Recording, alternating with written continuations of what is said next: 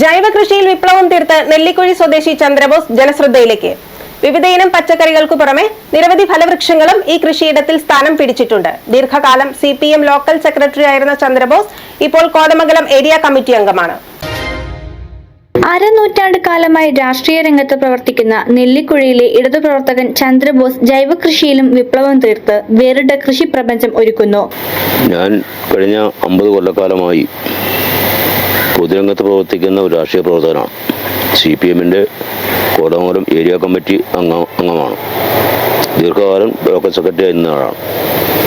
ഈ തിരക്ക് പിടിച്ച പൊതുജീവിതത്തിനിടയിലും ഇത്തരത്തിൽ പച്ചക്കറിയിലേക്ക് തിരയാനിടയായ സാഹചര്യം ഇപ്പോഴത്തെ വ്യവസായ വകുപ്പ് മന്ത്രി സഖാവ് രാജീവ് ജില്ലാ സെക്രട്ടറി ആയിരിക്കുമ്പോൾ പാർട്ടി സഖാക്കൾ അവരവരുടെ ആവശ്യത്തിനുള്ള പച്ചക്കറികളെങ്കിലും സ്വയം ഉൽപ്പാദിപ്പിക്കണം എന്ന് തീരുമാനമെടുത്തു.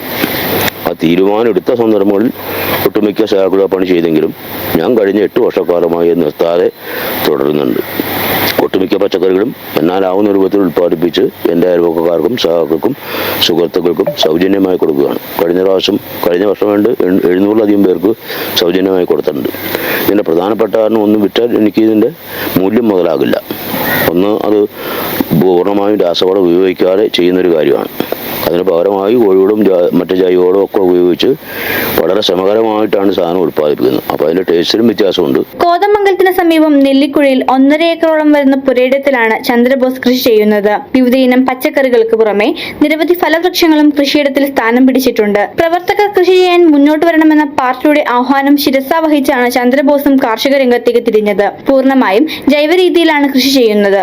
വിളവെടുക്കുന്ന കാർഷിക ഉൽപ്പന്നങ്ങൾ സുഹൃത്തുക്കൾക്കും സമീപവാസികൾക്കുമൊക്കെ സൗജന്യമായാണ് വിതരണം ചെയ്യുന്നത്. പടവലം, പീച്ചിങ്ങ, പയർ, വഴുതന, വെണ്ട, ചുരയ്ക്ക, മുളക്, മത്ത, വെള്ളരി തുടങ്ങിയ പച്ചക്കറികളും വിവിധയിനം ഫലവൃക്ഷങ്ങളുമാണ് ചന്ദ്രബോസിന്റെ കൃഷിയിടത്തിലുള്ളത്. കൂടാതെ വിവിധയിനം മത്സ്യങ്ങളും പുതുതായി നിർമ്മിച്ച കുളത്തിൽ പരിപാലിച്ചു വരുന്നുണ്ട്. ദീർഘകാലം CPM ലോക്കൽ സെക്രട്ടറി ആയിരുന്ന ചന്ദ്രബോസ് ഇപ്പോൾ കോതമംഗലം ഏരിയ കമ്മിറ്റി അംഗമാണ്.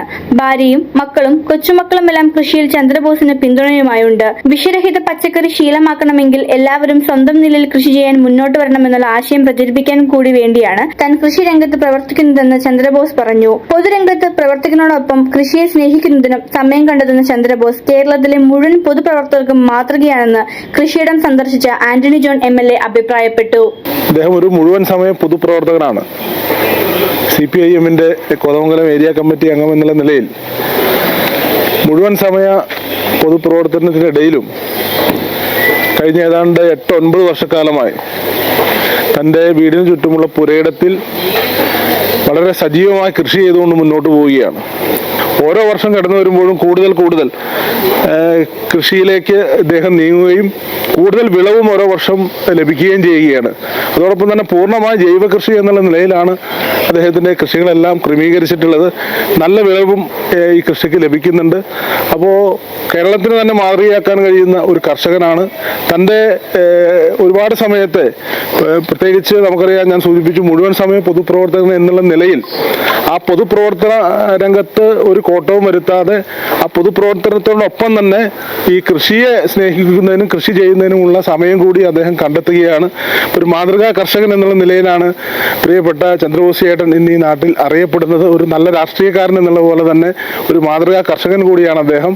മീഡിയ 60 കോതമംഗലം.